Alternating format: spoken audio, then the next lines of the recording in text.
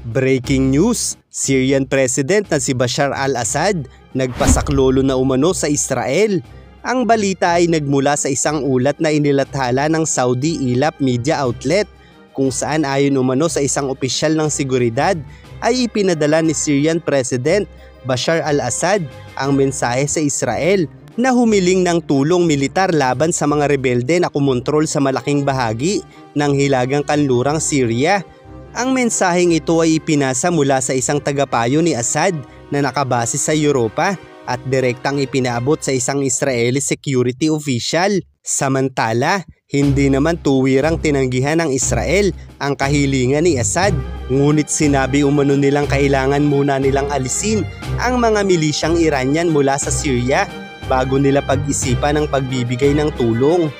Ang balitang ito ay tila nga mahirap paniwalaan dahil tiyak na hindi magiging madali para sa Syrian government na mapalayas ang mga Iranian militia sa Syria gaya ng Hezbollah at Islamic Revolutionary Guard Corps dahil ang Syria ay itinuturing na pinakamalapit na kaalyado ng Iran na tumutulong sa kanilang gobyerno na makipaglaban sa mga rebeldeng grupo. Subalit kung babalikan natin ang kasaysayan ay mapag-aalaman natin na tila nga ay dahil din sa Iran, kabilang na ang Russia, ay mas maraming bansa pa at rebeldeng grupo ang nasasangkot sa walang katapusang digmaan na ito. Ang pagsisimula kasi ng digmaan sa Syria ay sinasabing nag-ugat lamang sa ilang kilos protesta laban sa kanilang gobyerno dahil umano sa hindi patas na pamamahala ng bansang ito. At sa halip na tugunan ng mga hinaing ng mamamayan ay ginamit ng gobyerno ni Assad ang malupit nitong puwersa para supili ng mga rebelde at mga nagpuprotesta na nagresulta sa paglala ng sitwasyon at nagbigay daan sa isang malupit na digmaan. Kung saan sa pagsisimula ng digmaang ito ay unang nagpadala ng puwersang militar ang Iran para tulungan si Assad na supili ng mga rebeldeng grupo sa lugar na ito na pangkaraniwang kinabibilangan ng mga Sunni Muslim. Kaya naman dahil dito ay tumulong na din ang Saudi Arabia sa Syrian rebels upang labanan ng rehimen ni Bashar al-Assad na kaalyado ng Iran upang pigilan ang paglawak ng impluwensya ng Shia Muslim sa bansang ito at suportahan ang mga Sunni Muslim laban sa kanilang gobyerno. At dahil matagal na rin kaalyado ng Syria ang Russia ay tumulong na rin ang Russia sa pamahalaang ito para sa pagsugpo ng mga rebeldeng grupo. Kaya naman dahil dito ay tumulong naman ang US sa mga rebeldeng grupo upang magkaroon ito ng kakayahang proteksyonan ang kanilang mga sarili laban sa diktadurang pamumuno ng kanilang gobyerno. At dahil naman sa mga kaguluhang ito ay nabuo ang ISIS mula sa dating grupo ng Al-Qaeda mula sa Iraq na nagnanais naman magkaroon ng Islamic State, kung kaya't nagsimula naman itong manakop ng mga teritoryo mula sa Syria na umabot naman ang paghahasik ng lagim nito hanggang sa mga teritoryo ng Turkey, kung kaya't nakiisa na rin ang Turkey noon sa labanang ito laban sa ISIS at dahil na rin sa pagnanais ng ilang rebeldeng grupo sa Syria, partikular na ang mga Kurdish na bumuo rin ng sarili nilang estado sa mga hangganan ng Turkey ay kinalaban na rin ng Turkey ang mga rebeldeng grupo na ito. Kaya't naging napakasalimuot ng digmaan sa bansang ito at sa kasalukuyan, ang malaking bahagi na ito ng Syria ay nasa kontrol na ng Kurdish militia dahil na rin sa suporta ng Estados Unidos na kumakalaban ngayon sa mga puwersa ni Assad, kabilang na sa mga puwersa ng Russia at Iran, habang ang bahaging ito naman ng Syria ay nananatili ang malakas na presensya mula sa mga base militar ng Amerika, bunga ng pakikipaglaban nito noon sa ISIS at nananatili ito upang pigilan ang labis na impluwensya ng Russia at Iran sa rehiyon. Samantala ang bahaging ito naman ng Syria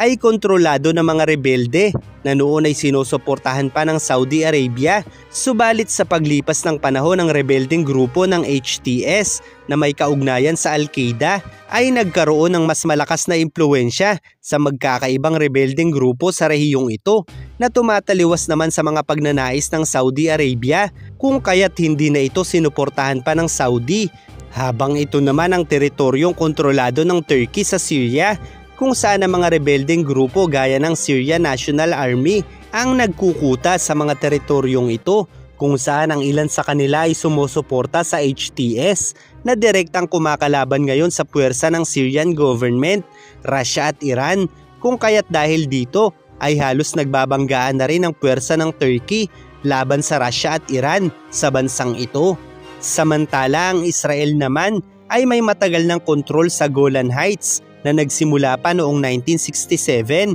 pagkatapos ng Six-Day War, at sa mga sumunod na taon ay pinagtibay ng Israel ang kanilang posisyon sa rehiyon sa pamamagitan ng annexation, at bagamat ang Golan Heights ay itinuturing na isang occupied territory ng karamihan ng internasyonal na komunidad, ang Israel ay patuloy na may kontrol dito na itinuturing itong isang mahalagang estratehikong lokasyon. At dahil nga ang rebelding grupo ng HTS ay nagnanais na magtatag ng isang Islamic State na halos kagaya ng hangarin ng Iran, subalit hindi nila ninanais na mapabilang sa ilalim ng pamamahala ng mga ito, ay malinaw na hindi makatitiyak ang Israel na matatahimik na sila kung ito naman ang manalo sa digmaang sibil na ito. Kaya naman hindi nababahala ang Israel kung maglaban ng mga rebelding grupo na ito laban sa mga puwersa ng Iran sa bansang ito. Subalit kung iisipin nating mabuti, ang mga militanteng grupo na ito